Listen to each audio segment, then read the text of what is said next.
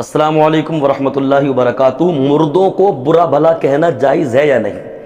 دیکھیے، مذہب اسلام نے جہاں زندوں کی حرمت کا خیال رکھا ہے، جہاں زندوں کی حرمت کا لحاظ رکھا ہے، وہیں مذہب اسلام نے مردوں کی حرمت کا بھی لحاظ رکھا ہے اور تاکیدی حکم دیا ہے کہ جس طریقے سے زندوں کی آپ کو حرمت کرنی ہے، عزت کرنی ہے، احترام کرنا ہے، اسی طریقے سے آپ کو مردوں کی بھی عزت کرنی ہے، ان کا بھی احترام کرنا ہے۔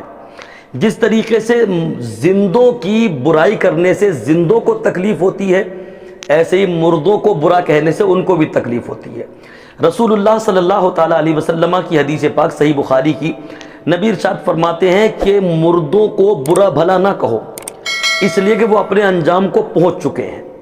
بھئی اگر جس کو آپ برا بھلا کہہ رہے ہیں، اگر وہ واقعی برا ہے تو وہ اپنے انجام کو پہنچ چکا ہے، اور وہ اچھا ہے تو اپنے انجام کو پہنچ چکا ہے۔ اچھا ہے تو اللہ نے اس کی قبر میں اس کے لیے عیش و آرام رکھے ہیں، برا ہے تو جہنم کا عذاب اس کی قبر میں اس کے لیے۔ آپ کیوں اس کو برا کہہ رہے ہیں؟ نبی کریم صلی اللہ علیہ وسلم نے فرما دیا کہ جو انتقال کر گیا، قبر کے اندر پہنچ گیا، اس کو برا بھلا نہیں کہنا چاہیے، کیونکہ وہ اپنے انجام کو پہنچ چکا ہے۔ اور دیکھیے، بہت ساری روایتیں ہیں اس تعلق سے کہ مردوں کو برا بھلا کہنے کے تعلق سے۔ ایک اور حدیث ہے، نبی کریم صلی اللہ علیہ وسلم نے ارشاد فرمایا کہ تم مردوں کو برا بھلا نہ کہو، اس لیے کہ ان کو برا بھلا کہنے سے ان کے زندوں کو تکلیف ہوگی۔ بھائی ظاہر سی بات ہے، کسی کے باپ کا انتقال ہو گیا، لاکھ گناہ گار تھا وہ، لیکن آپ اس کی اولاد کے سامنے اس کو برا کہیں گے یا کسی کے سامنے برا کہیں گے، اس کی اولاد کو پتہ چلے گا میرے باپ کو جو ہے فلاں نے برا بھلا کہا ہے، تو یار اس کی اولاد کو تکلیف ہوگی، کسی کے بھائی کو تکلیف ہوگی، یعنی اس کے رشتہ داروں کو، اس کے گھر والوں کو تکلیف ہوگی۔ تو پیغمبر اسلام صلی اللہ علیہ وسلم نے فرما دیا کہ تم مردوں کو برا بھلا نہ کہو، اس لیے کہ ان کو برا بھلا کہنے سے ان کے گھر والوں کو تکلیف پہنچے گی، اور کسی بھی مسلمان کو تکلیف پہنچانا یہ جائز نہیں ہے۔ علامہ عبدالرؤف مناوی رحمۃ اللہ تعالیٰ علیہ، ان کے تعلق سے بھی ایک روایت ملتی ہے، وہ فرماتے ہیں کہ مردوں کو برا بھلا نہ کہو انہیں جو کافر نہیں تھے، سمجھے، جن کا خاتمہ ایمان پر ہوا ہے۔ اب دیکھیے، ایمان والا گناہ گار ہو سکتا ہے، تو اس کا مطلب یہ نہیں کہ آپ اس کو جو ہے برا بھلا کہنا شروع کر دیں۔ کافر کا مسئلہ الگ ہے، یہاں میں بات کر رہا ہوں مومن مردوں کی، میں بات کر رہا ہوں مسلمان مردوں کی، تو ان کو بالکل برا بھلا نہیں کہنا چاہیے، کیونکہ ان کو آپ برا بھلا کہو گے تو ان کے گھر والوں کو اس سے تکلیف ہوگی، سمجھ رہے۔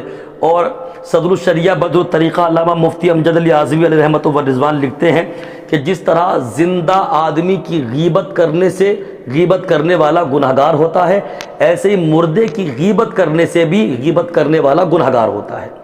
تو اب وہ اپنی قبر میں پہنچ گئے ہیں یار، تو آپ کو کیا ضرورت پڑی ہے ان کو برا بھلا کہنے کی؟ بھئی آپ تو ان کے لیے دعا کریں کہ اللہ پاک ان کی مغفرت فرمائے۔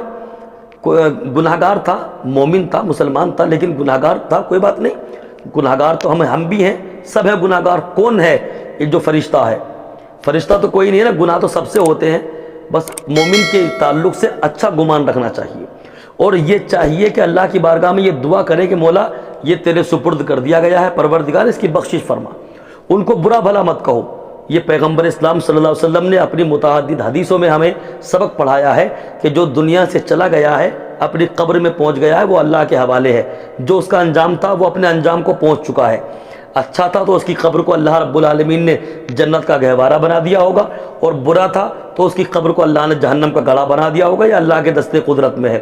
لیکن آپ دنیا سے جانے والوں کو برا بھلا مت کہیے۔ جو مومن دنیا سے چلا گیا، جو مسلمان دنیا سے چلا گیا، اس کو آپ برا بھلا کہہ رہے ہیں، اس کی غیبت کر رہے ہیں، تو آپ ایسے ہی گناہ گار ہیں جیسے ایک زندے کی غیبت کرنے پہ آپ گناہ گار ہوتے۔ اللہ پاک مجھے آپ کو سب کو عمل خیر کی توفیق عطا کرے۔ استغفر اللہ ربی من کل ذنب واتوب الیہ وما علینا الا البلاغ۔